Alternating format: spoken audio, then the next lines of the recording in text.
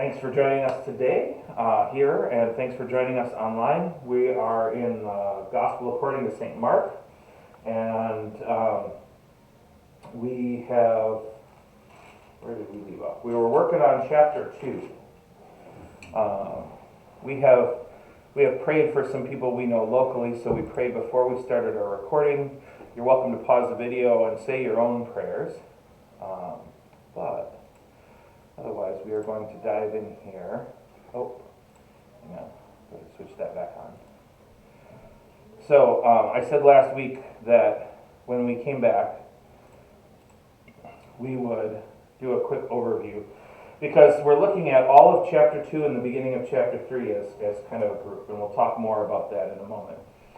The first 12 verses of chapter 2, we have the story of Jesus and the 4 disciples going to Capernaum, and there's the healing of the man who is paralytic, who is lowered in through the ceiling by 4 men. We think maybe those are the 4 disciples that Jesus has called so far, but it doesn't really tell us that.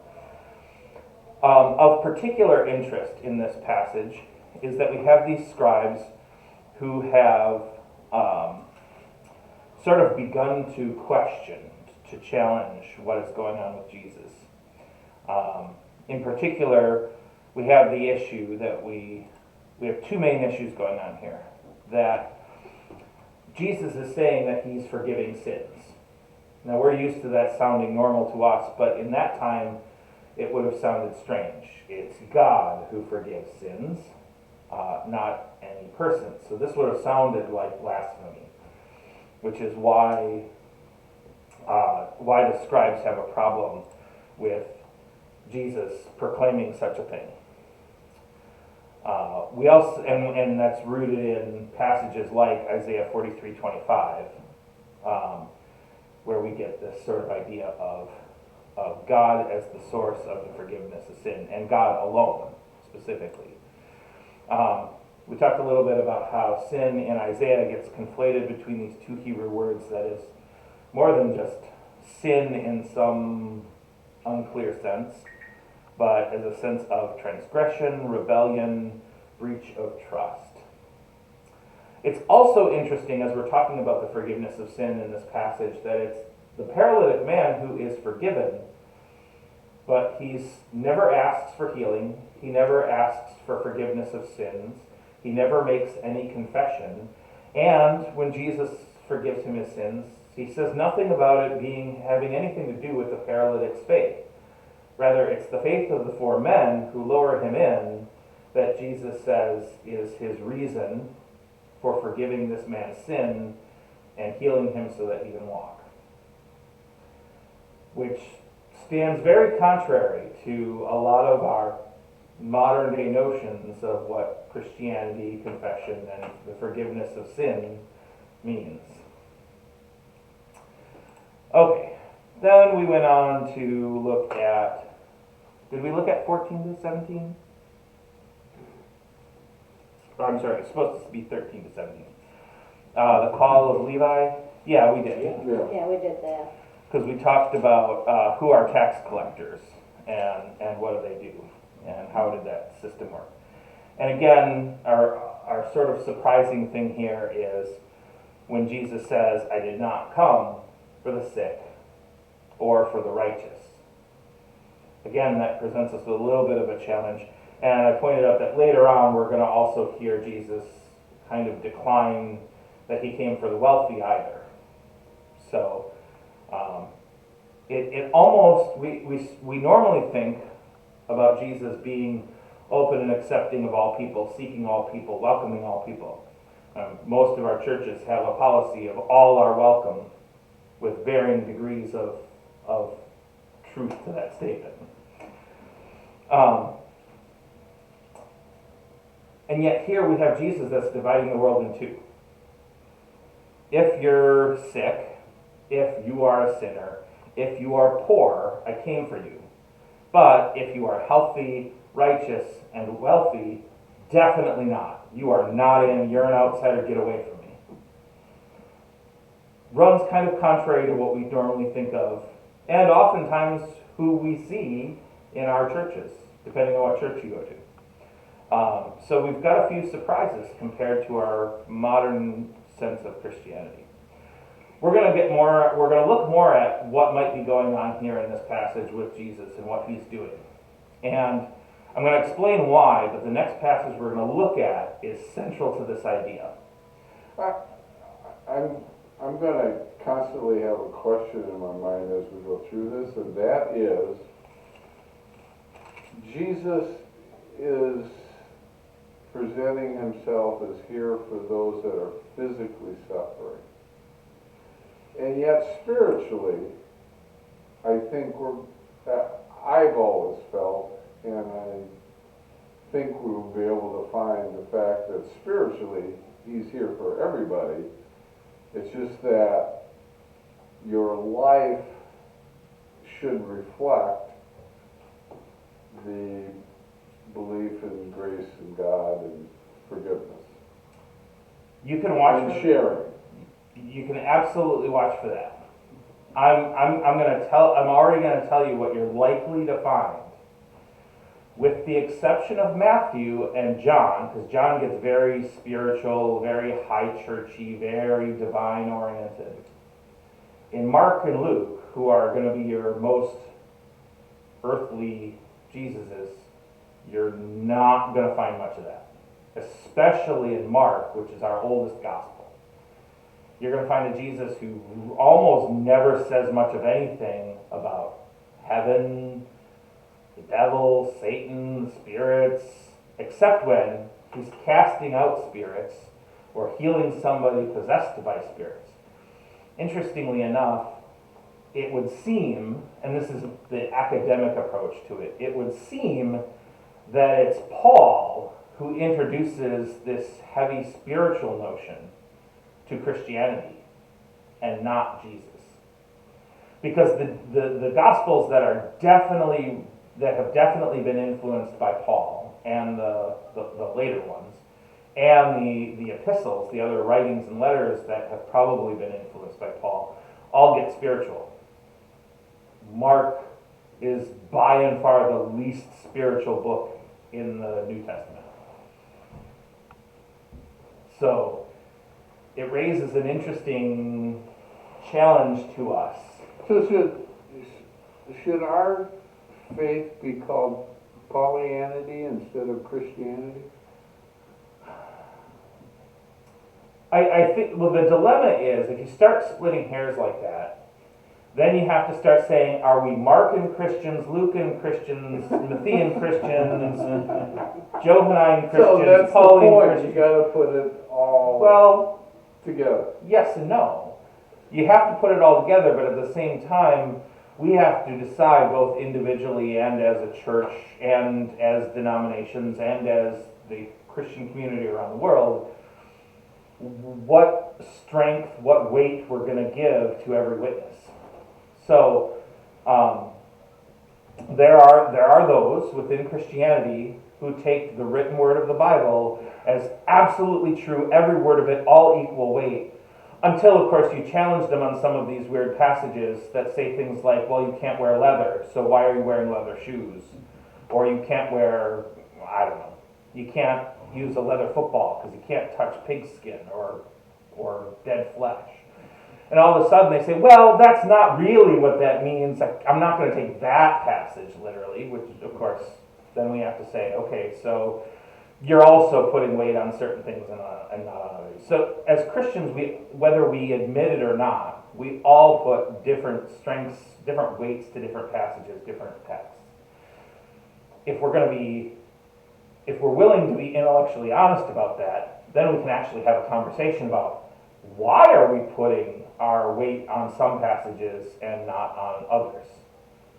What is the basis for our reason for doing it? And I think what we would find if every, and this goes to every religion in the world, if every person who expresses a religious faith would acknowledge that they put different emphasis on different things and then would take the time to analyze it, I think most people would come to realize that the places in their religion that they put the most weight are the places where their religion tells them the things that they already want to believe.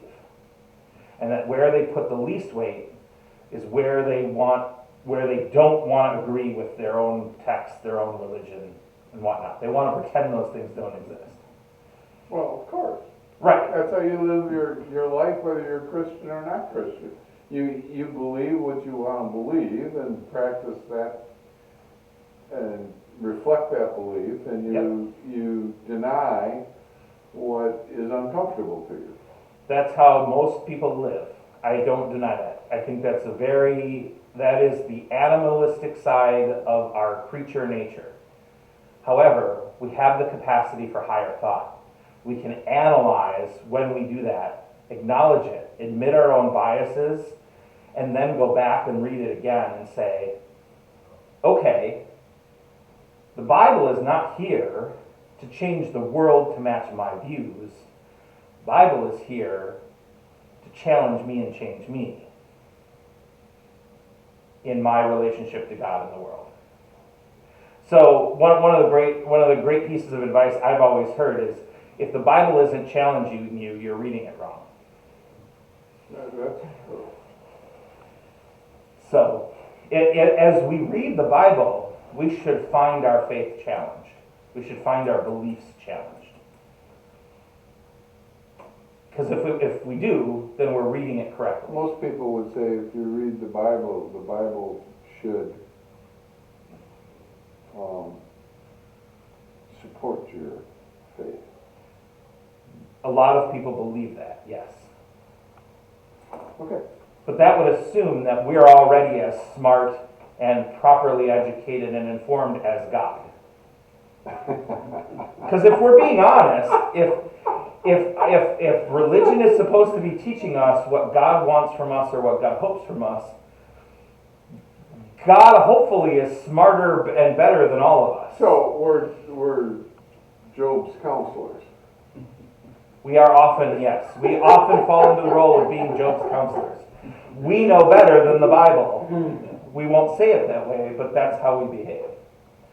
Okay, so we've got some passages that challenge us, and as I said, I'm gonna explain why in a little bit when we get to the end of 3:6. But this next passage that we're going to look at is central to what we're talking about in these five little groupings of readings. Okay, Mark 2:18-22. Nice short little reading. Can I get a volunteer? I'll do it. Now John's disciples and the Pharisees were fasting. People came and said to him, "Why do John's disciples and the disciples of the Pharisees fast, but your disciples do not fast?" So Jesus said to them, "The wedding guests cannot fast while the bridegroom is with them, can they? As long as they have the bridegroom with them, they cannot fast. The days will come when the bridegroom is taken away from them, and then they will fast on that day. No one sews a piece of unshrunk cloth on an old cloak. Otherwise, the patch pulls away from it, the new from the old, and a worse tear is made. And no one puts new wine into old wineskins. Otherwise, the wine will burst the skins, and the wine is lost, and so are the skins. But one puts new wine into fresh wineskins." Okay, thank you. Doesn't sound like a particularly important passage, right? It's kind of just another encounter. All right, remember that for the moment. Okay, so we got John the Baptist here. But as I titled this slide, Johnny B, you still free? Because, remember back in Mark 1:14? Now after John was arrested, Jesus came to Galilee proclaiming the good news of God.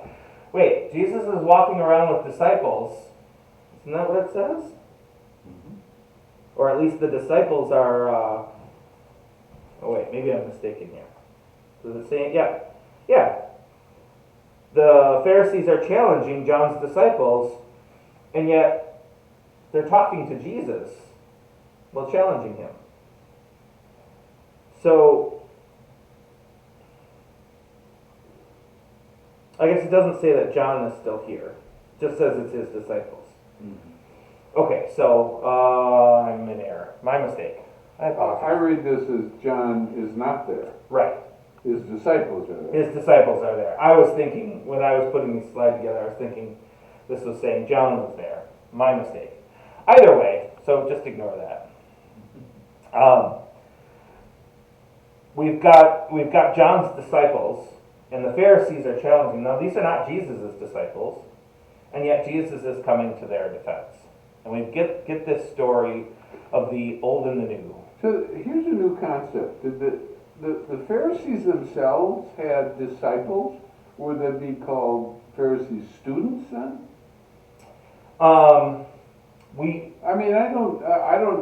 I never thought of that concept before, that a Pharisee would have a follower that would be characterized as a disciple. I can see where they'd have a lot of students.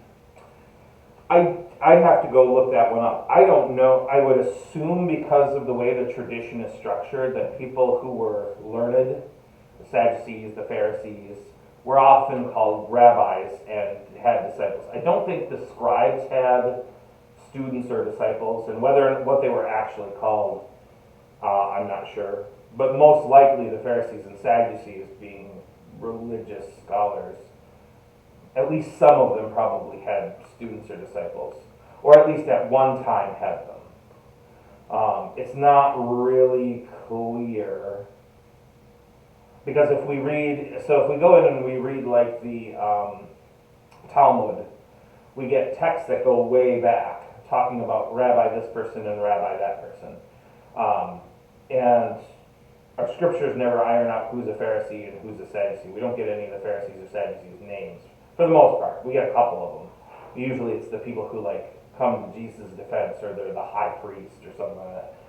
But the rabbis who are mentioned in the Talmud almost certainly had students who might be considered disciples. I'd have to check the Greek. It might even be more or less the same word. I'm not sure. But most likely, some of the Pharisees, if not all of them, had some kind of students or disciples. Although I don't think this passage says anything about the Pharisees having disciples. Yeah, it does. Does it? Why do John's disciples and the disciples of the Pharisees? Oh, gotcha. Yep, okay.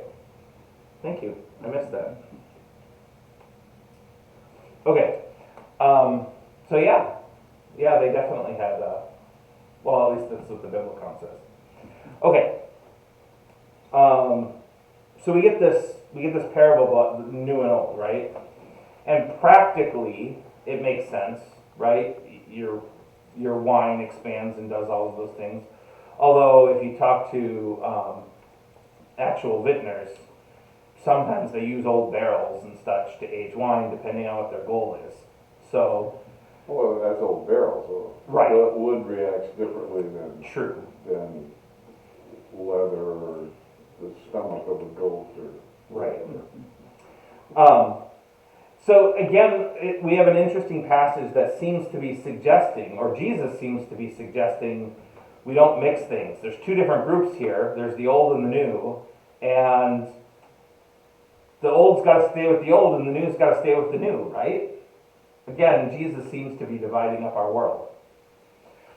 Now, oftentimes, we have to be careful when we read this passage, because this is one of those passages that can lead us into supersessionism. And I should have done an aside for this. I'm going to make a note. Supersessionism is the idea that Jesus comes to bring Christianity to replace Judaism. I.e., the Jews are all wrong today, we need to get rid of Judaism, and all the Jews need to convert to Christianity because Jesus came.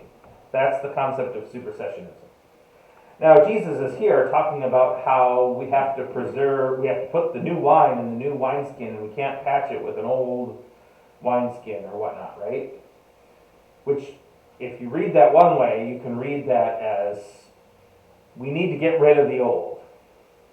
But if we're looking at this passage really carefully, Jesus says, no one sews a piece of unshrunk cloth on an old cloak, otherwise the patch pulls away from it, the new from the old, and worse tear is made. And no one puts a new wine into an old wineskin, otherwise the wines will burst the skins, and the wine will be lost. What's being preserved here? In the latter case, it's the new wine that's being preserved. Well, okay, maybe also the wineskin, because you're going to lose the wineskin. But in the first case, they were trying to preserve the old cloth, right? The old cloak. You don't want to put a new piece of cloth to patch the old cloak. Otherwise, you're going to ruin the old cloak. So if you're going to repair your old cloak, you need to do it with old cloth, pre-shrunk cloth, whatever. So there's a notion of preserving what is old here in this parable, as well as preserving what is new. And it's important. It's an important piece of the this passage, because we often hear this as an emphasis on protecting the new wine, protecting Christianity.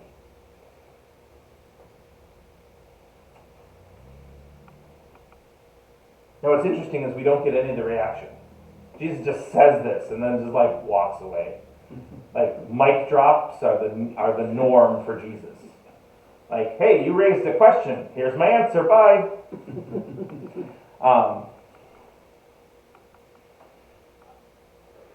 So, what exactly is he saying? Well, again, obviously the wrong word there is exactly, but what is he implying? well, he seems to be concerned with preserving both the old and the new. Here you've got John and his disciples, and the Pharisees and their disciples are fasting, right? Which is the old tradition. That's the old. That's their tradition. But Jesus' disciples are not fasting. They're being challenged on that point. And he answers that they shouldn't fast while the bridegroom is with them. Which we know that he's talking that he has some sense that he's going to be gone at some point. But he's being real vague about it. And suggesting that whatever is going on with Jesus and his disciples is something different. It's maybe a little bit on the new side. It's not necessarily beholden in the same ways to the old traditions. And so, he's saying, we can't patch this ministry, this movement, my group of people and what they're doing, by patching it with ideas from the traditions. Okay. But at the same time, he's also saying, neither can we take what I'm doing and patch it onto what you're doing, because it's going to wreck your traditions. So there's a problem here, because again, we have a Jesus who's doing something that we don't normally think of Jesus doing. Dividing the world into two groups and saying, I'm with these people over here, you stay over there.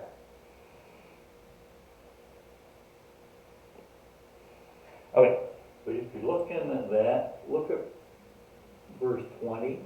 Mm-hmm. When he says the bridegroom is taken away, then they will go back and fast, which means then they go back to the old stuff. Maybe. They'll fast that day might imply a new tradition of fasting, or it might mean a return to the old tradition.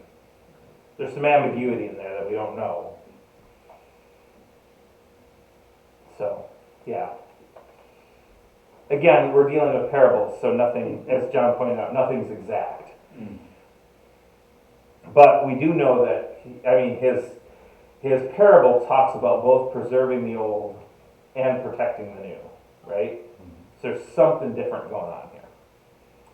Okay, where is... Why won't this progress? That was right? Yeah, okay. Okay, next passage. Mark 2:23 to the end.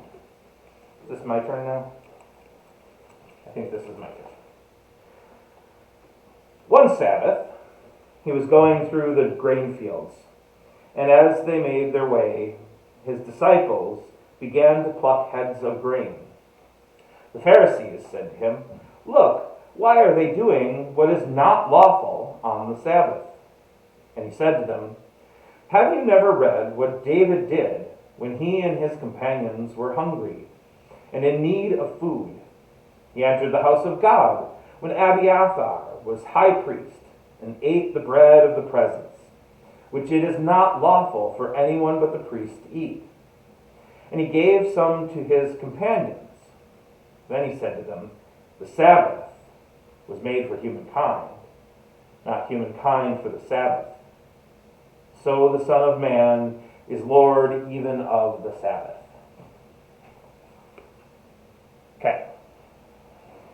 So, right off the bat, we've got an immediate problem.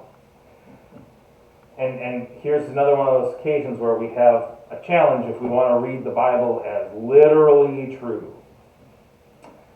Jesus or John has made a mistake here, because if we go back and we look at 1 Samuel, Abiathar is high priest in 1 Samuel 22:20.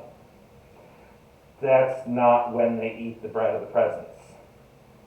They eat the bread of the presence back in 1 Samuel 21 when the son of Abimelech is the high priest, before Abiathar is made the high priest. So, and Mark is making that mistake on purpose? No, You think he just made a mistake. okay. Or So Jesus his did. memory, We don't know. his memory of that, whatever it was at that point, oral tradition or reading, was compromised. Yeah, so all this information would have been kept on the scrolls that would have been kept in the temples or in the synagogues. And hypothetically, he might have been able to go and access it and double check facts, but he didn't. Or if he did, he got it wrong. So either that or the Hebrew Bible's wrong. Either way, we have a problem that the Bible makes a mistake here. Now, it's probably Mark or Jesus who makes the mistake, depending on whether this is being quoted verbatim or Mark's doing it from memory. It's probably a mistake because if we go look at Matthew and Luke, this story also occurs in Matthew and Luke. In Matthew and Luke, when they get to this, don't bother to mention who the high priest was at the time. They cut that little bit out. And both Matthew and Mark are copying, or Matthew and Luke are copying from Mark. So we know that it is likely that the authors of Matthew and Luke realize the mistake Mark has made and correct it, or at least strike it out. Right? They're fixing the problem. So is that relevant to his point, though? It's not. It's not relevant to the point at all, but it's a fun little aside that I think is it's always worth acknowledging, because we have a modern tradition of reading the Bible as literally true word for word, and usually literally true word for word in English. That's an important distinction, because we get a lot of people who will argue that you got to read a particular translation or a particular edition, and it's always an English one. It's never read the Bible in its actual original language. It's you got to read this version and take it literally true. Well, there's mistakes in there, and we have to admit that. Again, it's just intellectual honesty. Okay. As long as we're not taking the Bible as literally true in every word, that's not a problem for us. Okay, so what's going on here is this fight over the Sabbath, but in particularly working on the Sabbath, because we have this notion from the Hebrew Bible to remember the Sabbath and keep it holy, one of our 10 commandments. Particular to that is not working on the Sabbath. Well, we know from what the rabbis have left us in their writings, in the Talmud and in the Mishnah, that this discussion of what is work was a pretty intense conversation. How do you define work? Even today, the definition of working on the Sabbath depends on which tradition you're in within Judaism.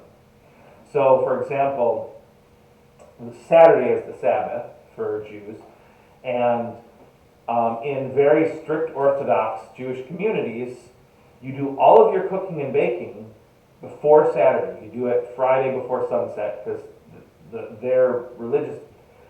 their days start at sunset and end at sunrise. Or excuse me, start at sunset and end at sunset. So they do all their baking on Friday, and they put out like a smorgasbord of food that doesn't spoil, and that's how they're able to eat all day on the Sabbath when it's time to eat. They're not allowed to open the fridge door because that's electricity. They're not allowed to flip on lights. They're not allowed to light a match. Now there are some exceptions because in some Orthodox Jewish communities, and I forget the name of it, but they have a wire that they run around the community that says that your number of footsteps don't count as long as you stay inside the wire. There's a whole rabbinic interpretation around that. But otherwise, if you step outside of the community, you can only take so many footsteps, otherwise you're working. You can't play Scrabble on the Sabbath because putting letters together to make words is considered work in Orthodox Jewish communities. However, there are Orthodox Jewish Scrabble boards that have dividers between every space on the Scrabble board so that you can put the pieces in and the letter pieces never touch each other. So you're not technically making words because all the letters are still separated. But you also can't keep score if you play on the Sabbath. Because if you're keeping score, then you're counting up the value of that word, and now you've made it a word. So you're out. So that's Orthodox Judaism. On the other hand, Reformed and Conservative Judaism have a lot more flexibility about around the definition of work. Well, that's the sort of thing that's going on here. The issue is not that they're plucking these heads of grain, it's that they're working on the Sabbath. Because farming is working, right? If they're plucking grain, that's working. It's not that they're stealing because there are provisions within the Hebrew Bible about how people can glean the fields. It's kind of open to the public for people to glean a little bit of food off of an open field. That's a whole other conversation. The issue is work, right? And that's what creates the challenge. And it's not a small question. We're kind of, our modern American culture tends to sort of trivialize the edges of work. We take work home, we work from home, we sometimes have offices at home. Especially for those who are paid a salaried position, we take work calls on our days off or on weekends or whatever. Our definitions of work have big wibbly wobbly gray areas on the edges.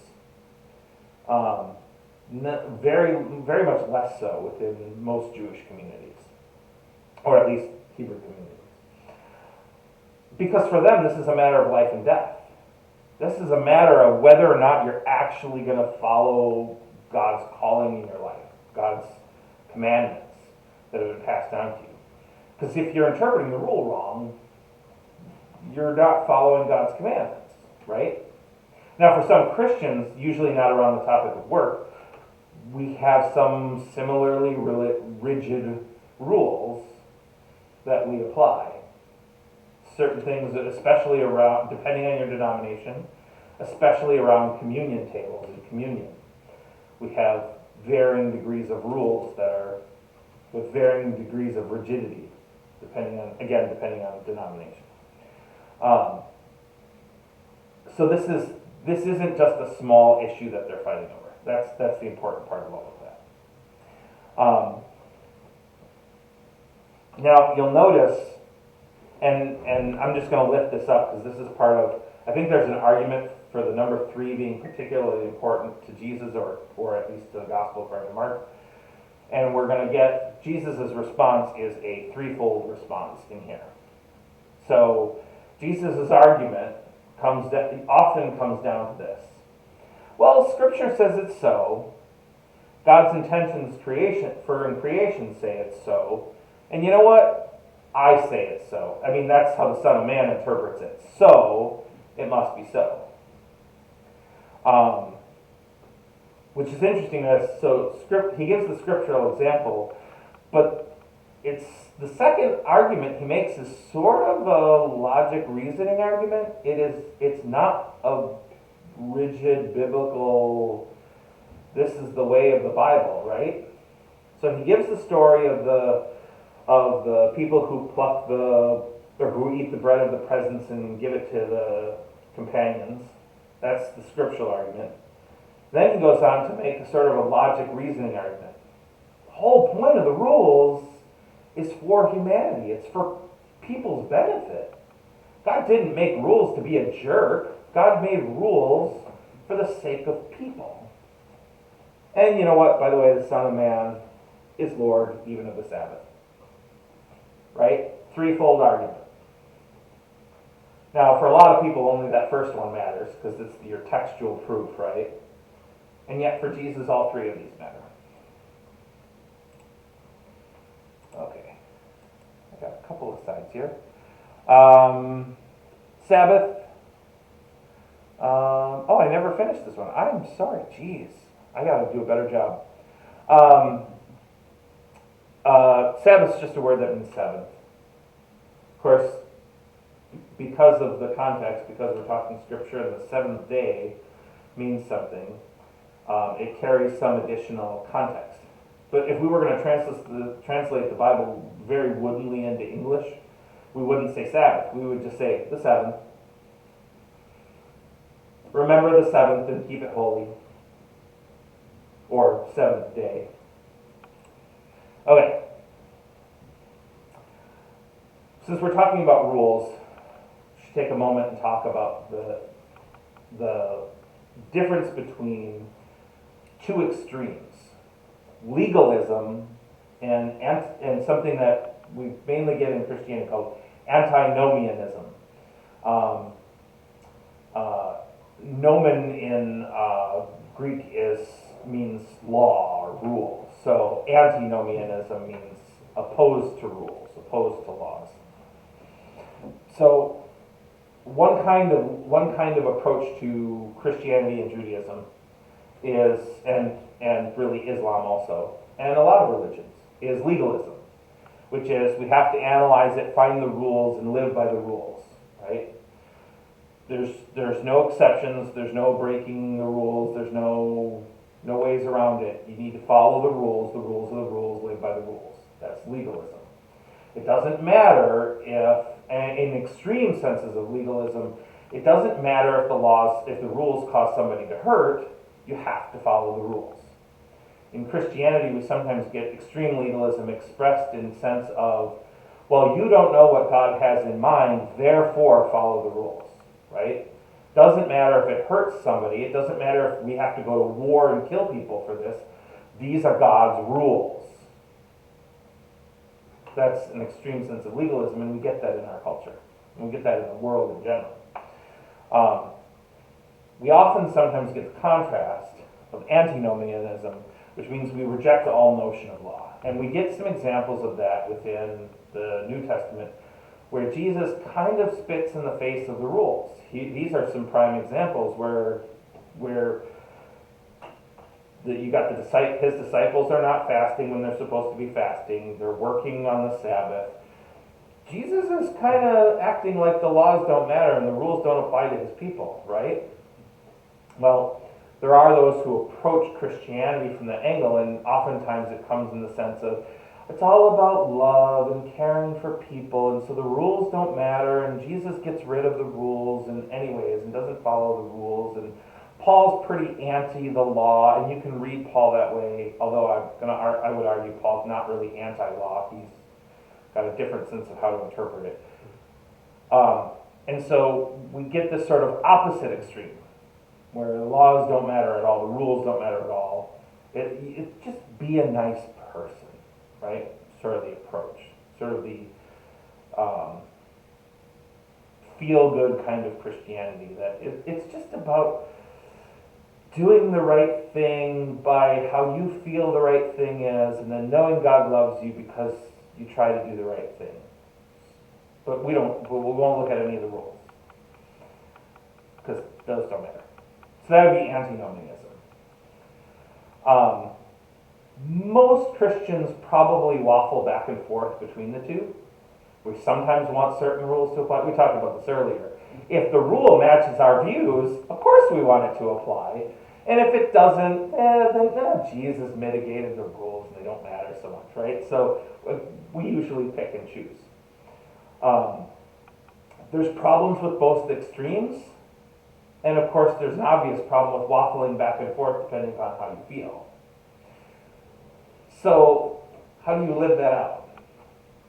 Well, that's why we have a whole New Testament and 4 Gospels and all that, to sort of wrestle with this challenge, because it is problematic. Situational ethics mean we don't have any rigid rules. At the same time, you're not forced to live rigid rules. So it's complex. Now, we're Lutheran, so when we're talking about the law, we're going to bring up Luther, and this is both the Lutheran and Reformed tradition, is the argument for the uses of the law. And so the use of the law, it's said in Lutheranism and Reformed Christianity, that there are 3 purposes for the law. There's 3 ways the law should be used. First is the political or civil approach to the law, which is government, it's how we create and apply laws. And the purpose of the law in that case is to restrain sin, to prevent it from happening, prevent it from expanding, right? So we have civil laws against murdering people, right? So that's the political or civil use of the law. Then we have a pedagogical use of the law, which is educational, right? The educational use of the law, so when we read scripture, when we study it, when we go to church and listen and get a sermon, all that kind of thing, and the law comes up, or we read scripture as law, that is educating us. And that's meant to confront sin. Okay? And then we have the didactic, which is the teaching approach to the law. And this, so what's interesting is this use of the law only applies to Christian believers, at least according to Luther. This is teaching us to be good, decent, righteous, obedient to God, that sort of thing. So Luther and the Reformed tradition both sort of present us with an argument that, okay, we can't have legalism, we can't have antinomianism, and we can't waffle back and forth. The problem is that if you can't have any of those 3, you're still stuck with some kind of situational interpretation.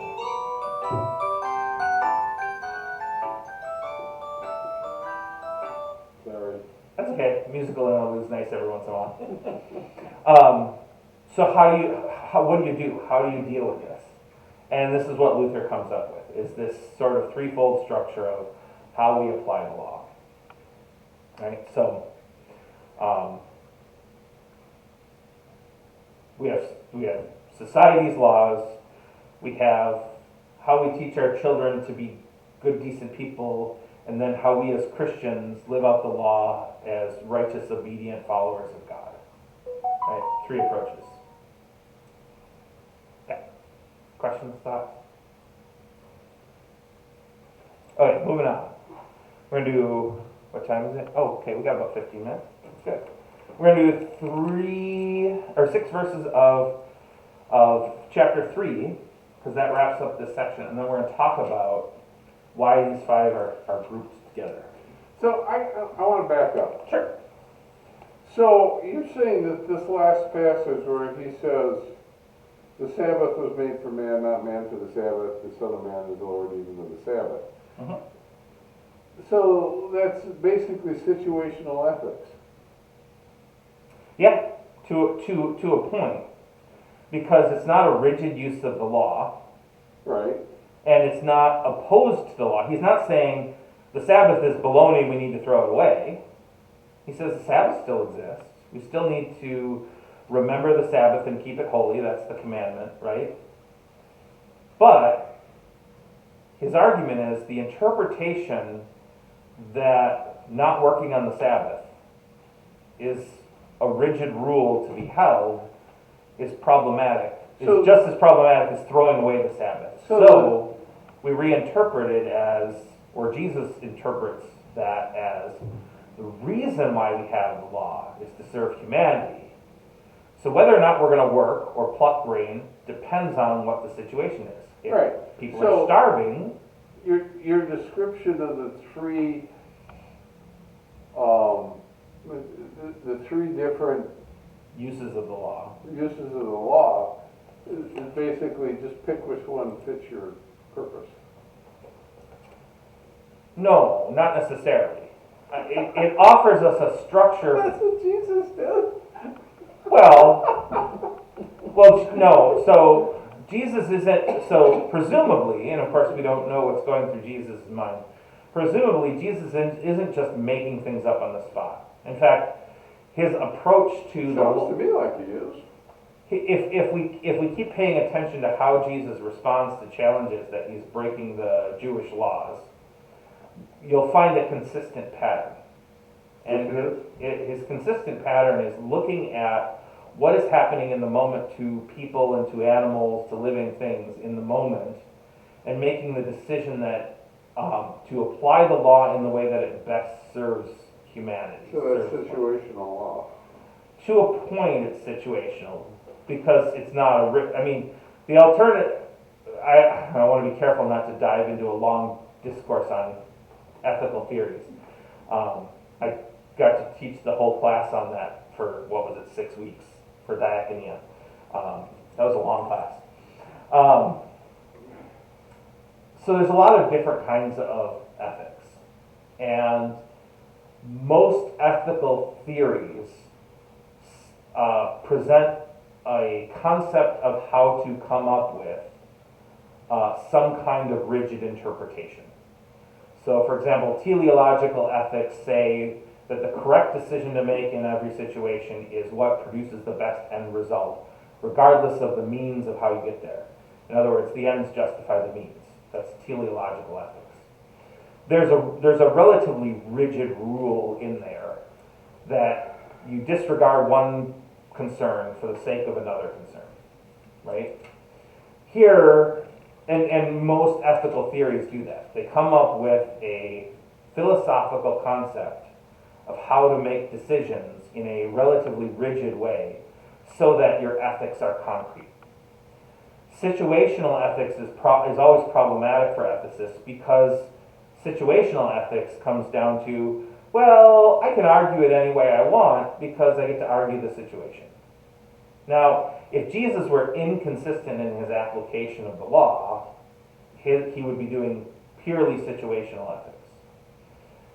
What he's doing is maybe a little bit situational ethics, but he's also giving us a different standard for our interpretation of the law, which is to suggest that the rigid obedience to the law is not the purpose or the intent of the law, but rather how it serves humanity, which is the part that makes it a little bit situational. At the same time, A little bit. but at the same time though, well, situational ethics. And we all practice it, and the church practices it especially, because looking at the situation, there can be a less than pure way of doing something, but like you said, the ends justify the means. We're going to get to the point where we're helping the greatest amount of people. Right. But That how we sometimes get is there, possible. necessarily we have to break a few rules. So that's basically what he's doing.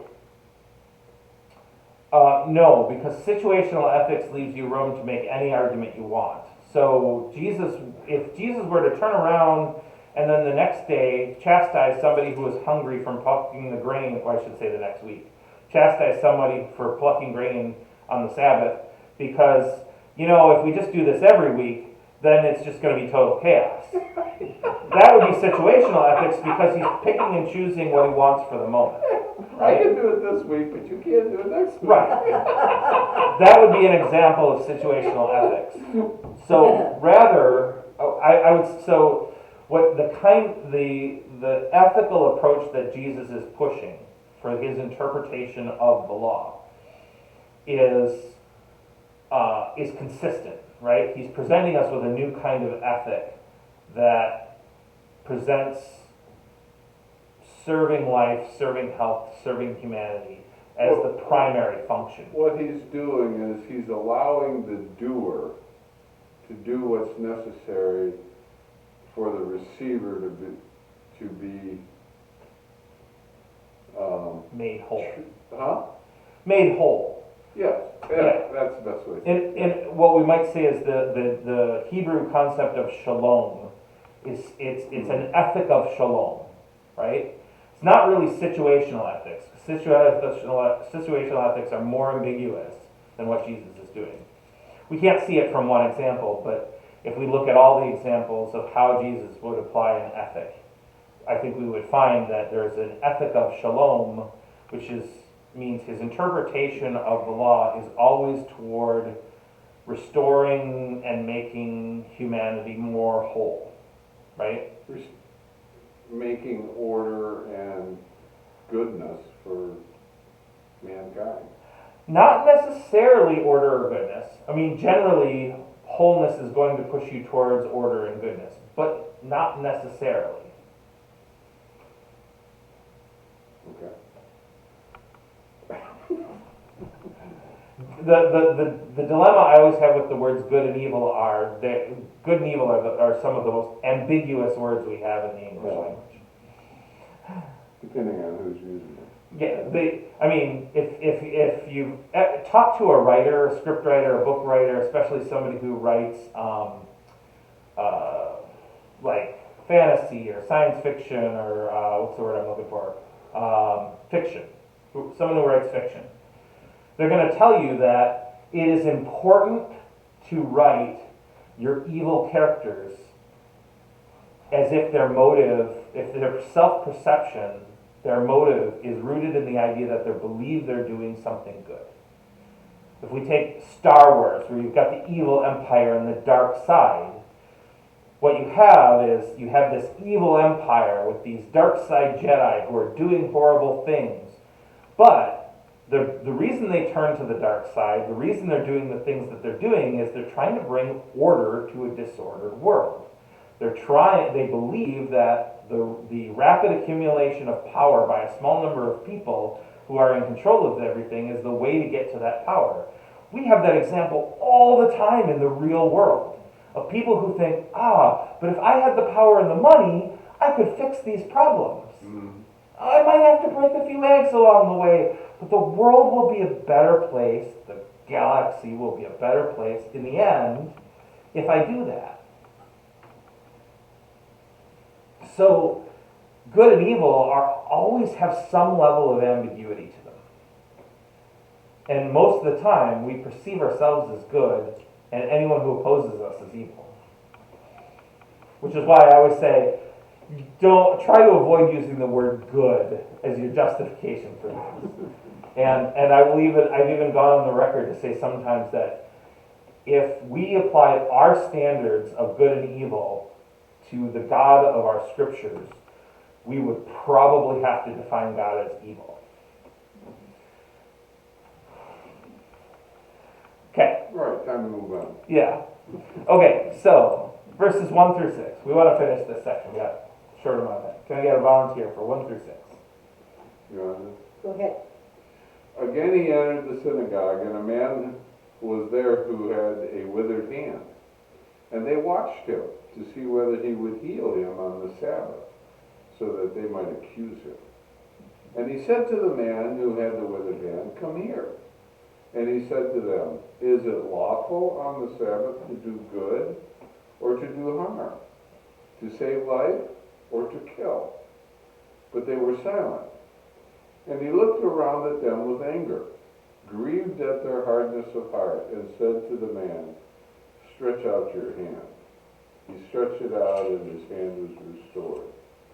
The Pharisees went out and immediately held counsel with the Herodians against him, how to destroy him.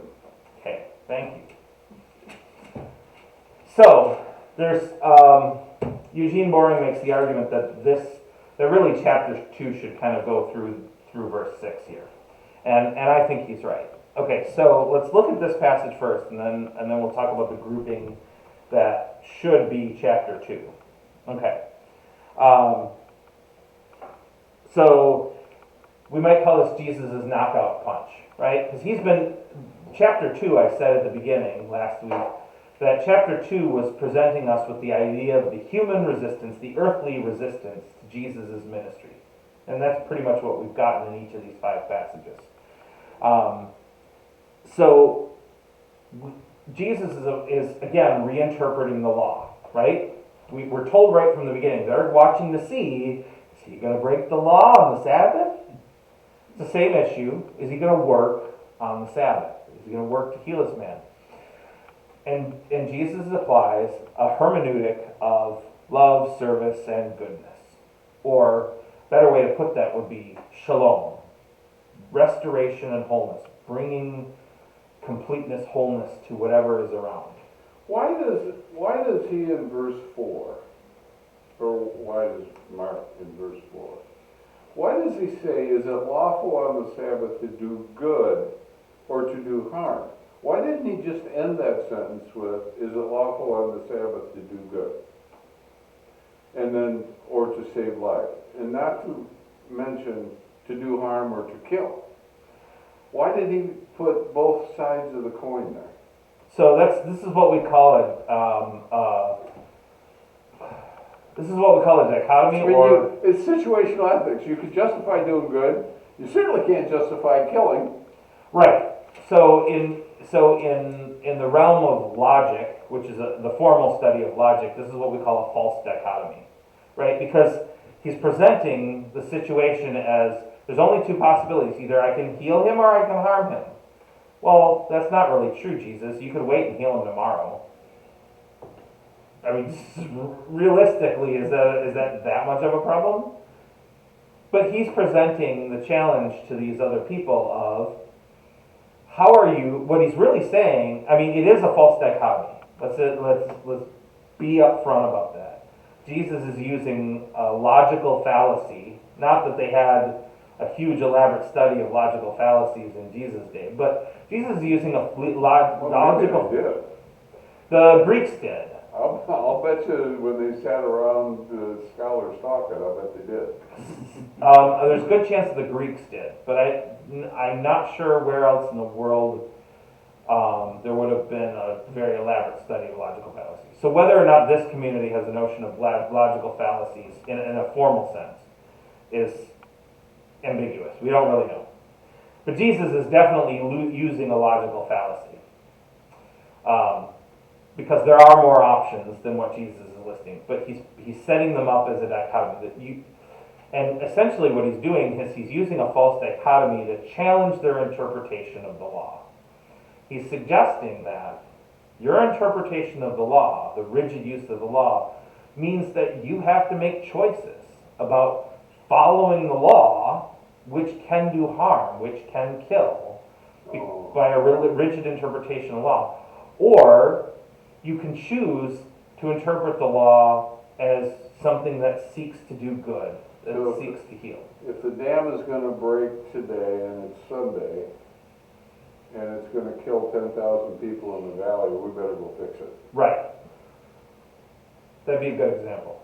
So the reality is that Jesus' false dichotomy is only a false dichotomy for this situation. But the rigid interpretation of never working on the Sabbath does put one in a dilemma that you may be forced to choose to allow harm to happen, to allow people to die by rigidly following the rules.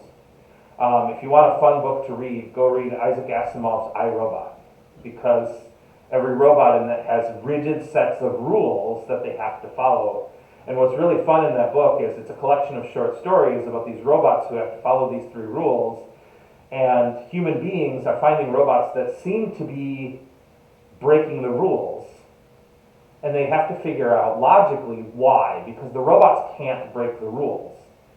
So what is going on that is causing them to interpret these three rules that way?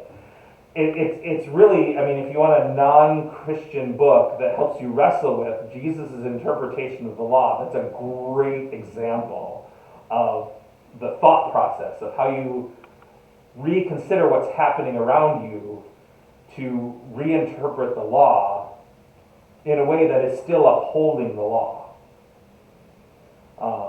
It's also a very short read, so I encourage it. It's just fun. But anyways, and that's what Jesus is doing here. He is saying your interpretation of the law is problematic. It does look a lot like, and you can see I put it up there, it does look a lot like situational ethics. There is, however, there's a hermeneutic here of shalom and wholeness. It is saying that the issue is not, Jesus is not saying we're going to throw out the rules because the real purpose is to serve and protect people and heal and protect life. He's saying our interpretation of the rules is problematic to begin with. The purpose of keeping the Sabbath holy, and by holy, that's a word that means set apart, kept separate, kept different. The Sabbath day is kept different from the other 6 days. Those are the days that you do work for money and you labor and you do all the things you have to do.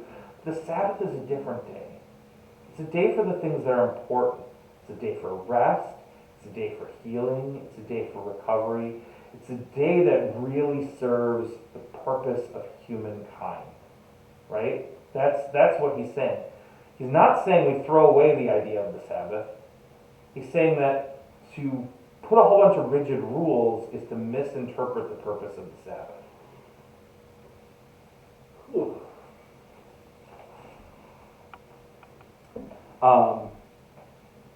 It's also worth noting here again that this guy with the crippled hand, let me see if I'm remembering correctly. Yep. He doesn't ask for healing. There's this whole situation going on where you got two sides fighting over what's going on, and the guy who's injured never asked for any help at all. Right? Yeah. Just like in the paralytic story. Yeah. Now remember, that I'm going to point out that was the first story, the paralytic who never asked for help. This is the last story in this section, the man with the crippled hand who never asked for help. Okay, so we talked about this before. Nobody questions his ability to do miracles here, right? Because miracles are assumed to be normal in this culture, in this time period. Miracle men, miracle workers. That, I mean, it wasn't, everyday place, but it was not seen as something that was out of the realm of possibility or shocking. Rather, the questions being presented here are a question not of does he have the power, but is he willing to use it? It's not a question of can he do it, but rather what is the source of that power? It's not a question of does he do it, or how does he do it, but about the timing of doing it, right? Those are the things being questioned, being asked here. Okay. I want to stop for a moment and talk about the hardening of hearts. Because this is the idea of hardening hearts in Scripture comes up a fair number of times, and talk about hearts is really problematic if we want to understand what's going on in our Bibles. Because we have a heart-mind culture. We believe that there's two basic ways we make decisions in our society. One is by our mind, the other is by heart. We either make our decisions based on our feelings, or we make our decisions based on cold, rigid logic, carefully calculated and determined. Now, most people know that it's much more complicated than that. Feelings, emotions, and thought processes go into most of our decisions. But we tend to perceive decisions as either the mind wins out or the heart wins out, right? That's usually how our culture presents and perceives them. Now, when our Bible says, at least within the Hebrew culture, when it says heart or mind, we get a word that gets translated as heart or mind in Hebrew. What we're really being told is that it's the same word in Hebrew. It's the organ that's in the middle of your chest. It's the physical organ that they're talking about that's in the middle of your chest. But they're understanding that their perception is, their culture belief is that the heart is the seat of your decision making. It is where you feel your emotions, and it is where you make your logical decisions. The brain never enters into your decision-making process in Hebrew culture. There's two ways you can make decisions. Your guts, or kidney, which is your impulsive reaction. I don't know why, I just feel like this is what I should do. Which, if we're honest about our own selves, we sometimes make decisions like that. I bought something at the store. Now I look at it, I don't even want it.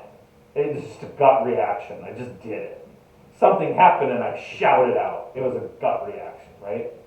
We have those sorts of impulsive, out of control, momentary responses. Those are gut decisions. And in Hebrew culture, they have this. They have decisions that come from our kidneys or our guts.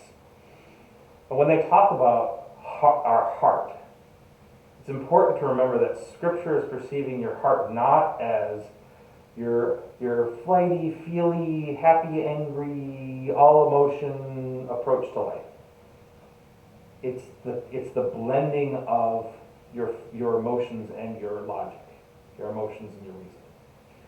So when we're talking about the hardening of hearts, what we're really saying is those people decided to become rigid assholes who would not change their mind or consider another point of view. Pardon my language. That's essentially what a hardened heart means, is that person dug their feet in and said, nope, I'm not changing my opinion, I'm not changing my view, nope, I've decided what my decision is, there's no going back, there's no alternatives, I'm not going to listen to anything else. Or you can tell me all day long until you're blue in the face, I'm still going to hold my position, right? That's a hardened heart. So when the Pharisees are hardened of heart, or when Jesus says he's angered by how their hearts are hardened, right? That's what he's saying. Jesus is saying, you have already decided the outcome, and you are unwilling to give any consideration to anything else, and that's what's upsetting me. This man is hurting, and you're not even willing to consider that. Because for you, the rule is the rule and nothing else matters. You have a hardened heart. You are rigid in your interpretation. Kind of funny how both God in the Hebrew Bible and Jesus here are kind of bothered by hardened hearts. And yet, how often do people of faith, including Christians, have very rigid interpretations of their faith? Kind of ironic, isn't it? Don't you think? Maybe a little too ironic. Okay.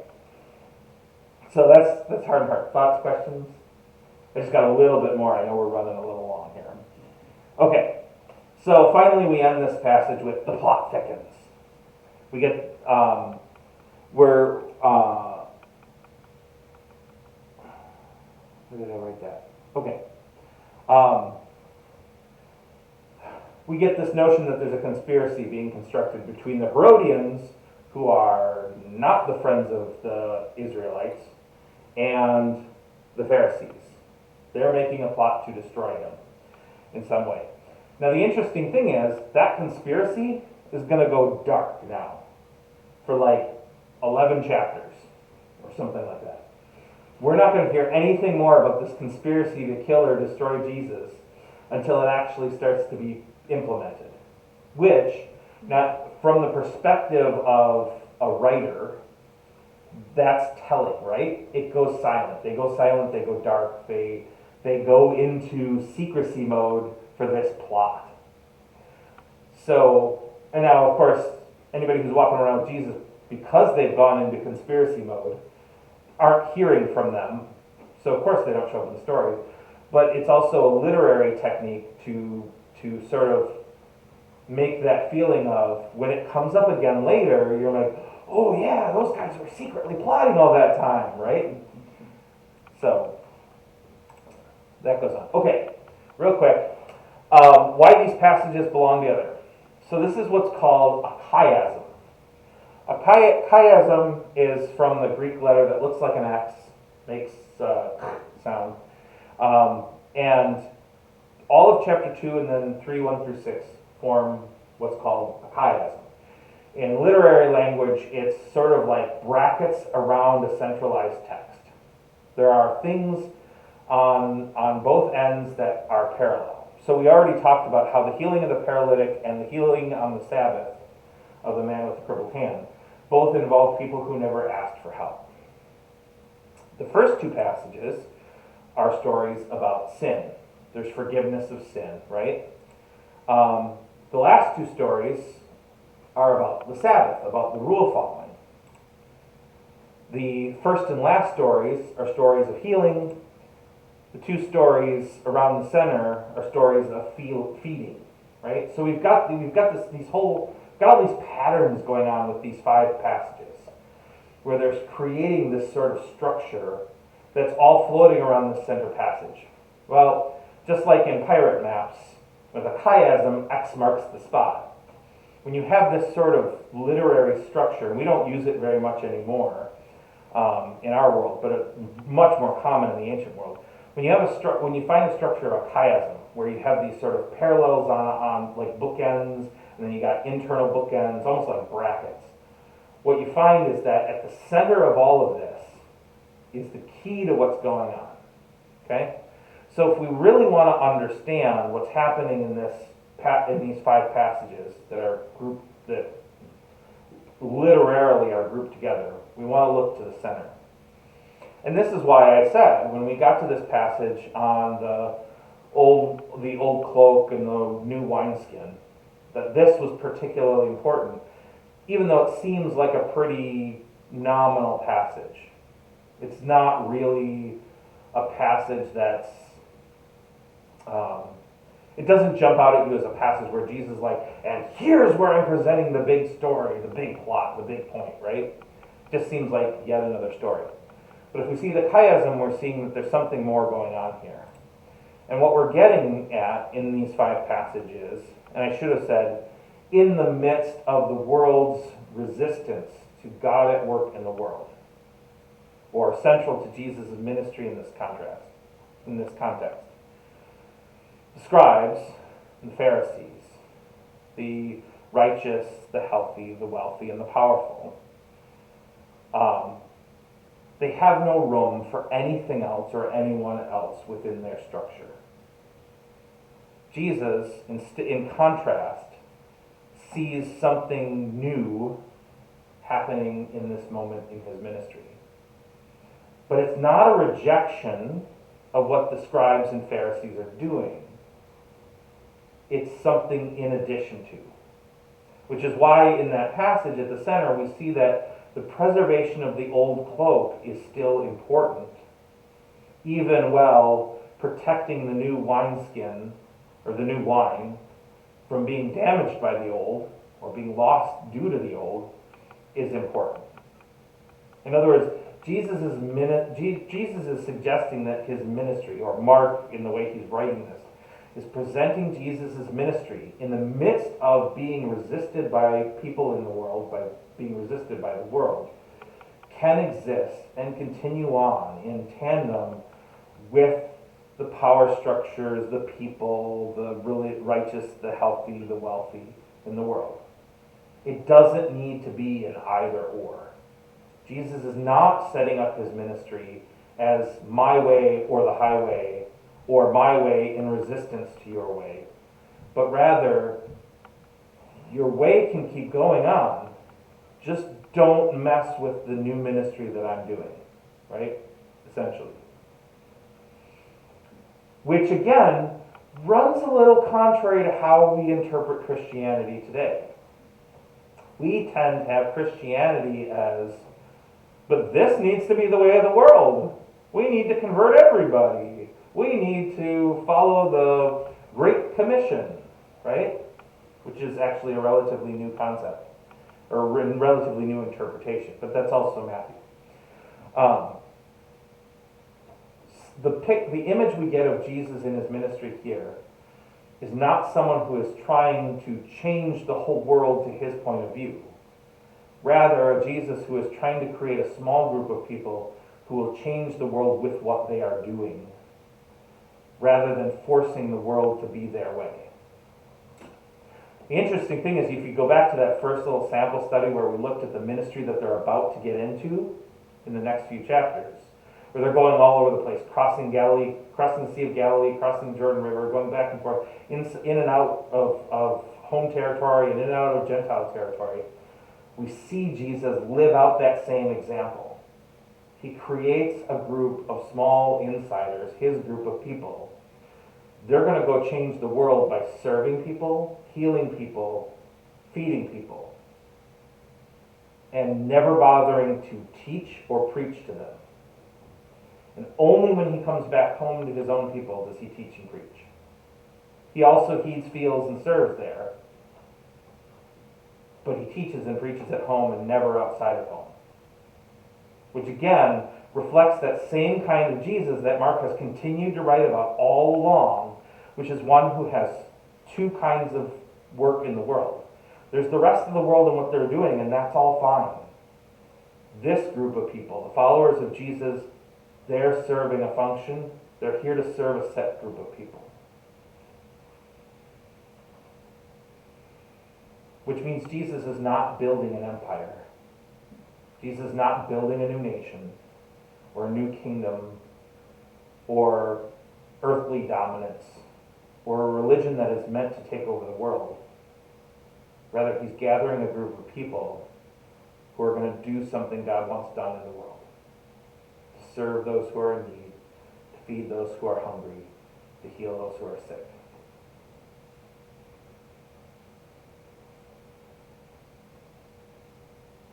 All good? Questions, thoughts? No, I mean, you've just come, through our discussion today, you've come back in your last 2 minutes of discussion to what we believe, or at least I think what Christianity at least means to me. Good. I believe that's what Mark suggests to me that Jesus believes. That contrary to how we as Christians, and when I say that I mean the whole of Christianity, tend to live out our Christianity, which is rule number 1, try to get people to be Christians. Rule number 2, then heal, serve, and feed, is upside down. Rather that if somebody wants to become a Christian, great, they can come participate in what we're doing. But really, our purpose is to serve, heal, and feed. And that's how Mark seems to present Jesus. Which is difficult and challenging, because we want power and influence and we want people to listen to us. Okay, let's close with the Lord's Prayer. Our Father, who art in heaven, hallowed be thy name. Thy kingdom come, thy will be done, on earth as it is in heaven.